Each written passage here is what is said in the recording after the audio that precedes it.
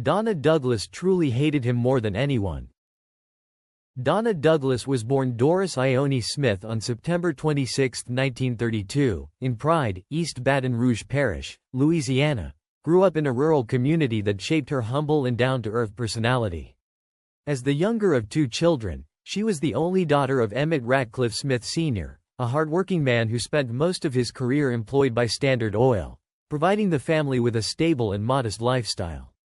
Her mother, Elma, helped raise Donna with strong values, deeply rooted in their Southern heritage. Growing up in a small, tight-knit community like Pride gave Donna a solid foundation and sense of family, which would influence her grounded approach to Hollywood fame later in life. During her school years, Donna attended St. Gerard Catholic High School, where she stood out as an active and athletic student. She played both softball and basketball, excelling in sports that required teamwork and resilience, qualities she would later draw on in her acting career. As a member of the school's first graduating class, Donna was part of a pioneering group, which likely instilled in her a sense of ambition and the desire to break new ground. Her athletic background, combined with her natural beauty and charm, helped set the stage for her future in pageantry and entertainment. In 1957, Donna earned titles in two prestigious beauty pageants, being named Miss Baton Rouge and Miss New Orleans. These honors not only recognized her physical beauty but also showcased her grace, poise, and charisma. Winning these titles opened doors for her in the world of modeling and entertainment, setting the foundation for her eventual move to New York City, where her career would begin to take off. These titles also marked a significant turning point in her life, transitioning from a small-town girl with dreams to a burgeoning star ready to take on the world of show business. When Donna moved to New York City, she initially pursued a career as a model, working on various commercial campaigns, including one where she became the face of a popular toothpaste brand. Her fresh, wholesome look appealed to advertisers, and she quickly found work as an illustration model. Her natural charm and photogenic presence caught the attention of television producers, leading to her first significant television roles. In 1957, she became the letters girl on NBC's The Perry Como Show, a role that gave her national exposure and allowed her to interact with audiences each week. This exposure led to more opportunities, and in 1959, she was cast as the billboard girl on The Steve Allen Show, another NBC program that helped solidify her presence on television. These early television appearances were more than just stepping stones. They were pivotal moments in her career, as they introduced her to a wide audience and allowed her to showcase her talent. Her wholesome, girl-next-door image resonated with viewers, and it wasn't long before she gained recognition from the press. New York photographers and newspaper reporters, impressed by her charm and rising popularity, awarded her the Miss Byline crown, a significant achievement in the world of television and media at the time. This title gave her further visibility, leading to a coveted appearance on CBS' The Ed Sullivan Show, one of the most popular and influential variety shows of the era. Her performance on Ed Sullivan brought her even more attention, including from Hollywood casting directors. One such director, the legendary Hal B. Wallis, saw Donna on The Ed Sullivan Show and was impressed by her screen presence and charisma. Wallis, known for discovering and launching the careers of many stars, cast her in the 1959 film Career, a drama that starred Anthony Franciosa, Dean Martin, and Shirley MacLaine. In the role of Marjorie Burke, Donna began to establish herself as a serious actress, transitioning from television to the silver screen. Although the part was not large, it was a stepping stone into the world of film and gave her the opportunity to work alongside seasoned actors in Hollywood. Shortly after, she appeared in the popular musical comedy Lil Abner, 1959, followed by a minor role as a secretary in Love or Come Back, 1961, a romantic comedy featuring Rock Hudson and Doris Day, two of the most beloved stars of that era. Donna's film career, though modest, was supplemented by a series of notable television appearances during the late 1950s and early 1960s. One of her most iconic roles came in 1960 when she appeared in the classic Twilight Zone episode Eye of the Beholder. In this episode, she played the lead character in a thought-provoking story about beauty and societal standards, a theme that resonated deeply with viewers and showcased Donna's ability to carry a dramatic role. This role cemented her as a versatile actress capable of more than just comedy or glamour. In 1961, Donna took on another significant television role, playing Barbara Simmons in 4 episodes of CBS's detective series Checkmate. Her recurring role in this popular series demonstrated her ability to adapt to different genres and solidified her presence in television dramas.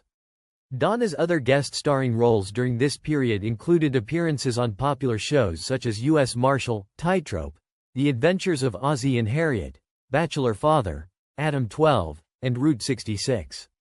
Each of these roles contributed to her growing reputation as a reliable and talented actress who could tackle a variety of characters. Donna also appeared in an episode of the horror anthology series Thriller, in the Season 1 episode titled The Hungry Glass. This show, hosted by Boris Karloff, gave her another opportunity to explore darker, more suspenseful roles, further demonstrating her range as an actress. Despite her increasing fame, Donna remained grounded, drawing on her Louisiana upbringing and close family ties to maintain a sense of humility in an industry that often prized glamour and excess. This combination of talent, beauty, and a strong sense of self would ultimately lead her to her most famous role, as Ellie Mae Clampett on the Beverly Hillbillies, but it was these early roles that laid the foundation for her success in Hollywood. Although Donna Douglas was an active actress throughout the 1960s, she remained relatively unknown until she landed her iconic role on the Beverly Hillbillies. This significant casting decision was quite remarkable, considering that she was chosen from a pool of 500 young actresses. The competition was fierce, as the show was poised to become a major television hit. Douglas portrayed Ellie Mae Clampett, the charming and beautiful daughter of the show's central character, Jed Clampett. This role defined her career and became a cultural touchstone for many viewers. However, the very success that brought her fame also led to a typecasting dilemma, as she was frequently recognized for her character's traits rather than her versatility as an actress. As a result, Douglas made a deliberate decision to pivot her career path, focusing on her passion for gospel music, which allowed her to express her artistic talents in a different light. During the summer hiatus of the Beverly Hillbillies in 1966, Douglas seized the opportunity to expand her filmography by taking on her only starring role in a feature film, Frankie and Johnny, directed by Fred de Cordova and co-starring the legendary Elvis Presley. Douglas played the character of Frankie, a role that showcased her comedic timing and charm, allowing her to share the screen with one of the biggest stars of the time. The film, although a musical romantic comedy, garnered popularity and attracted audiences. However, it did little to propel Douglas' career in film beyond this single appearance. The 1960s film landscape was evolving rapidly, and despite the film's initial success, Douglas struggled to secure substantial film roles afterward. This experience highlighted the challenges faced by actresses in Hollywood during that era, particularly when transitioning from television to film. The passing of her Beverly Hillbillies co-stars marked a poignant chapter in Douglas' life and career.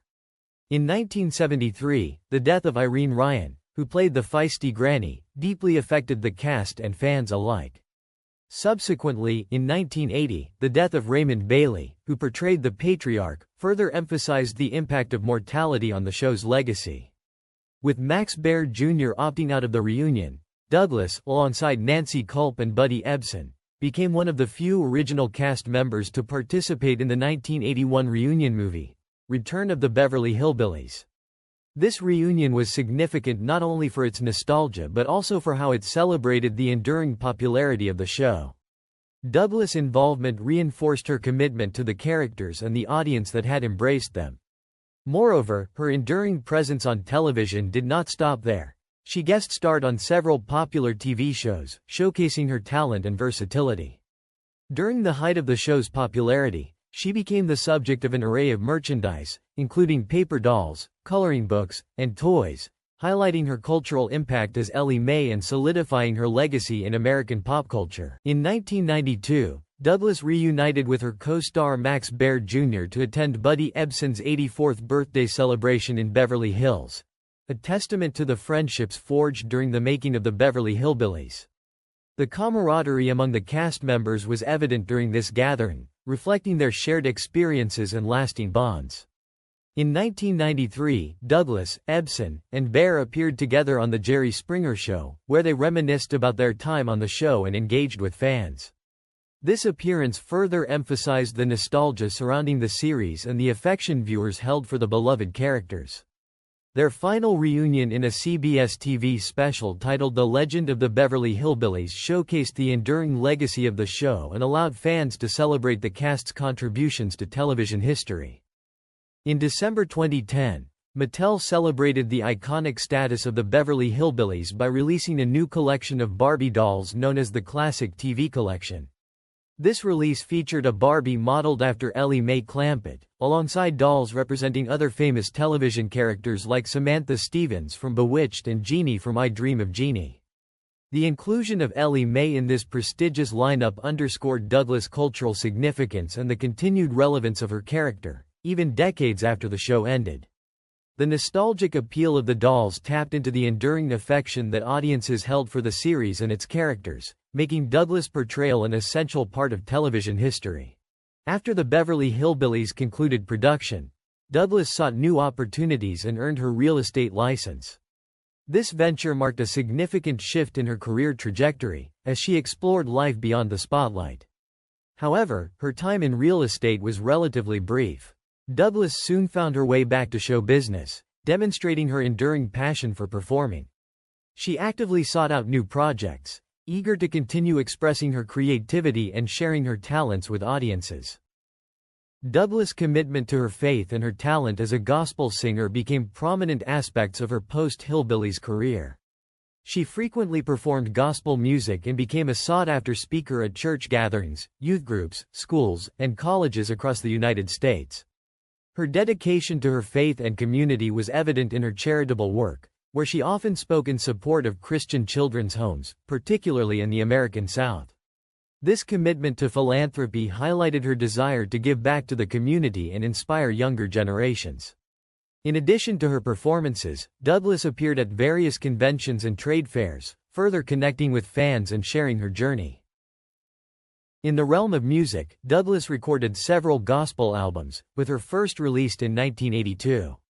Her foray into music showcased another facet of her artistic abilities, allowing her to connect with audiences in a different medium.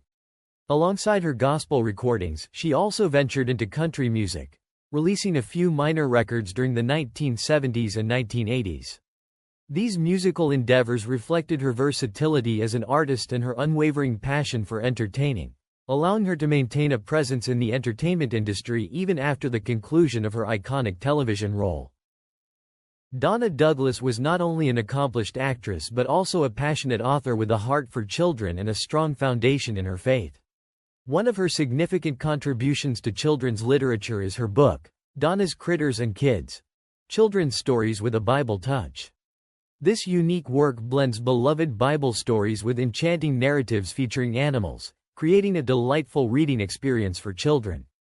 The stories aim to impart moral lessons and spiritual values in a manner that is engaging and relatable for young readers. The addition of coloring pages allows children to immerse themselves creatively in the stories, fostering both imagination and a deeper connection to the messages within the Bible. The combination of storytelling and interactive activities helps children absorb biblical teachings while enjoying the process of learning. Douglas' storytelling reflects her understanding of how children learn and connect with their faith, making this book a valuable tool for parents and educators alike. In November 2011, she expanded her literary endeavors with the release of Miss Donna's Mulberry Acres Farm. This book provides a glimpse into the life and values associated with farm life, likely inspired by her own upbringing in the rural South. The narratives in this book are designed to educate children about the joys and responsibilities of farm life, including the importance of nature, hard work, and community. Douglas's ability to weave her personal experiences into her writings serves to enrich the content, making it not only entertaining but also a source of valuable life lessons for children.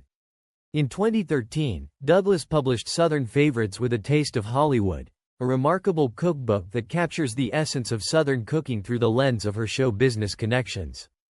This cookbook is not just a collection of recipes, it reflects the camaraderie and shared experiences of a vibrant community of entertainers. The recipes, contributed by her colleagues and friends in the industry, such as Buddy Ebsen, Phyllis Diller, Valerie Harper, and Debbie Reynolds, are rich with personal stories and anecdotes that bring a sense of nostalgia and warmth to each dish. The book serves as a bridge between Douglas' Southern roots and her Hollywood life, showcasing how food can unite people from various backgrounds. Each recipe is accompanied by tales from the kitchens of these celebrities, offering readers a glimpse into the lives of these icons while inviting them to recreate beloved meals at home. Moreover, the inclusion of a section titled Hollywood Social Graces adds another layer of value to the cookbook. Here, Douglas shares insights into etiquette and good manners, emphasizing the importance of kindness and respect, values that transcend time and place.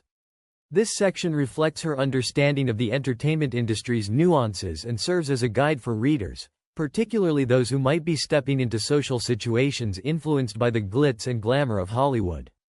Through her culinary and social insights, Douglas encourages readers to embrace Southern hospitality and the joy of sharing meals with loved ones.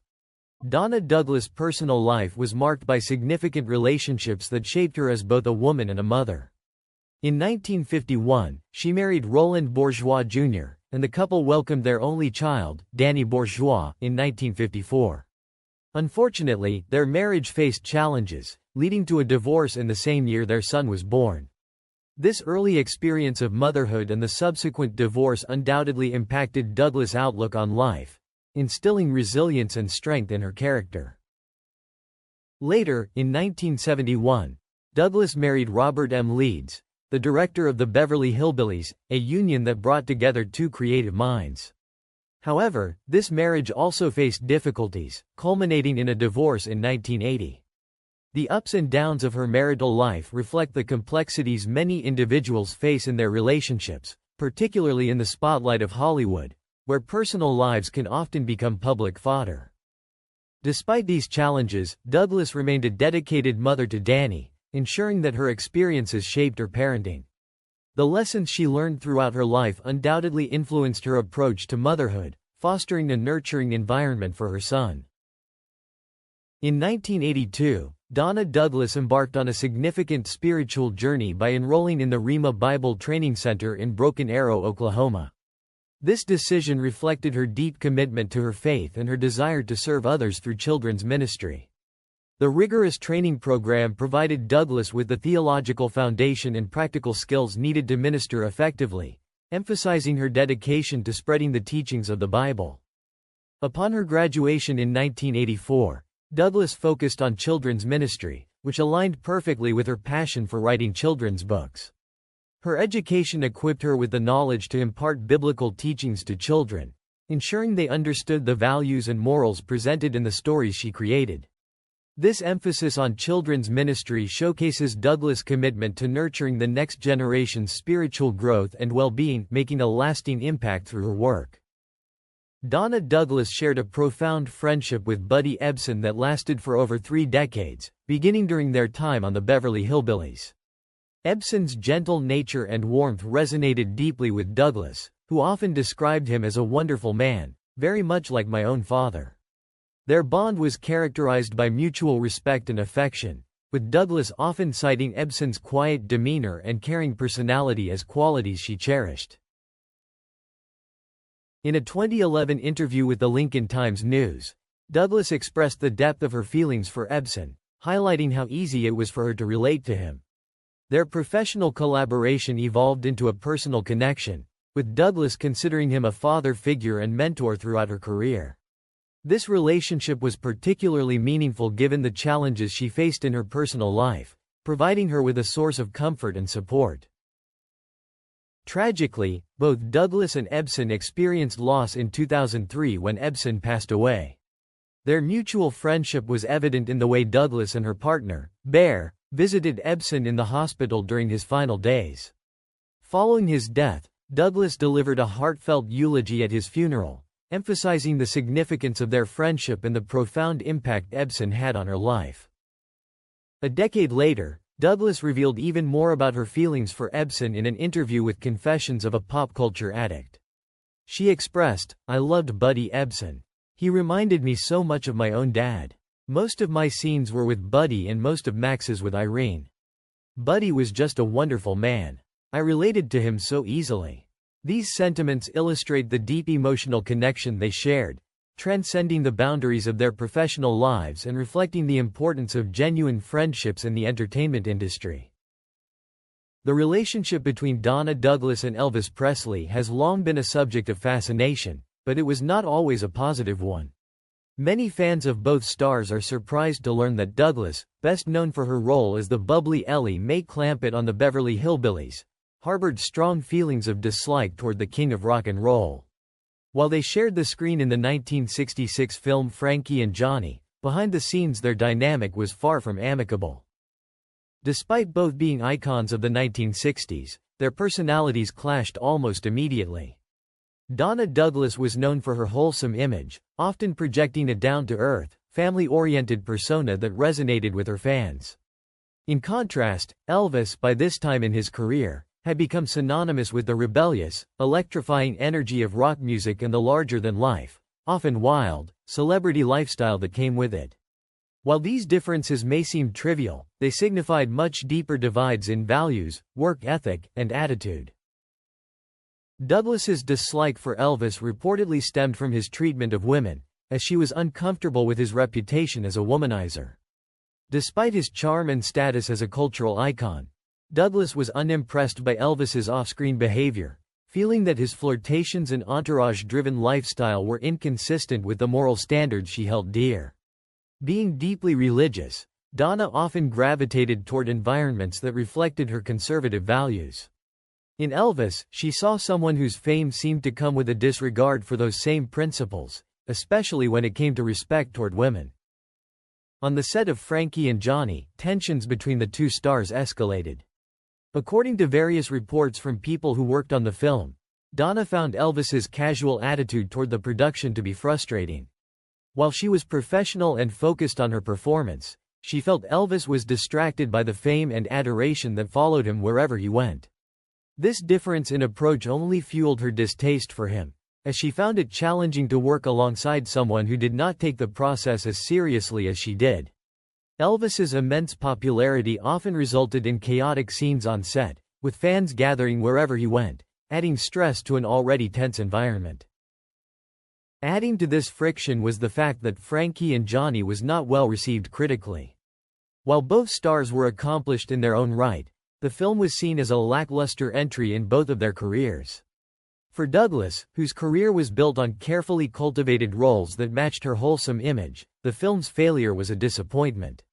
She may have seen Elvis's influence on the film as part of the problem, feeling that his larger-than-life persona overshadowed what could have been a more substantial production. But perhaps the most significant reason for Donna Douglas's aversion to Elvis Presley was the sharp contrast in their personal lives. Douglas was not only known for her strong Christian faith but also for her charitable work and focus on family. In her later years, she became a motivational speaker and gospel singer, roles that reflected her commitment to her spiritual beliefs. Elvis, though raised in a Christian home and famous for his love of gospel music, became associated with the temptations of fame, drugs, women, and excessive living, particularly later in his life. To someone like Donna, whose values were so deeply entrenched in faith and discipline, Elvis represented everything she stood against. Interestingly, this tension between the two is all the more intriguing given that Elvis, in his private moments, often struggled with the very lifestyle that made him famous. Though he was the face of excess and rebellion, he also had a deep spiritual side and a complicated relationship with fame. In many ways, he and Donna were two sides of the same coin, both shaped by their Southern roots and strong religious upbringings but driven down very different paths by the pressures and rewards of fame. This shared yet opposing foundation may have added a layer of frustration to their relationship, with Donna seeing Elvis as someone who had strayed from the path she remained steadfastly on. In the years after Frankie and Johnny, Donna Douglas rarely spoke publicly about Elvis, likely preferring to leave that chapter behind. However, as stories of their on-set tension have surfaced, it has become clear that her disdain for him was rooted in more than just personality clashes. It was a reflection of a deeper ideological divide, one between a woman who held fast to her values and a man who, in her eyes, had allowed fame to erode his. While fans continue to romanticize the idea of their time together in Hollywood, the truth behind Donna Douglas's dislike of Elvis Presley speaks to the complexities of navigating fame, integrity, and personal beliefs in an industry that often tests all three. Elvis really had an effect on Donna. Elvis broke Donna's heart and she wouldn't talk about him. Colonel Parker was best known as the talent manager of Elvis Presley, wasn't a fan of Larry Geller either. He used an incident when Elvis got hurt to banish the hairdresser. At one point Elvis burned some of the books. But Geller later rejoined the inner circle. Elvis also continued his studies. Frankie and Johnny is another movie that could have been better. After leaving the army, Elvis should have done fewer and better movies. That would have also given him time to do live concerts. It would be a few more years before he returned to the concert stage. Donna Douglas did not attend Elvis Presley's funeral. Douglas died at Baton Rouge General Hospital, aged 82, on January 1, 2015, from pancreatic cancer. Her interment was in East Feliciana Parish, Louisiana's Bluff Creek Cemetery. Charlene Smith, Douglas' niece by marriage, said that Douglas returned to live in East Baton Rouge Parish around 2005. She was always happy, always beautiful. You always saw her with all her makeup on. She never looked her age. Smith said that at Christmas 2014, Douglas gave her a Bible that she had signed. Douglas often added scriptural verses to her gifts.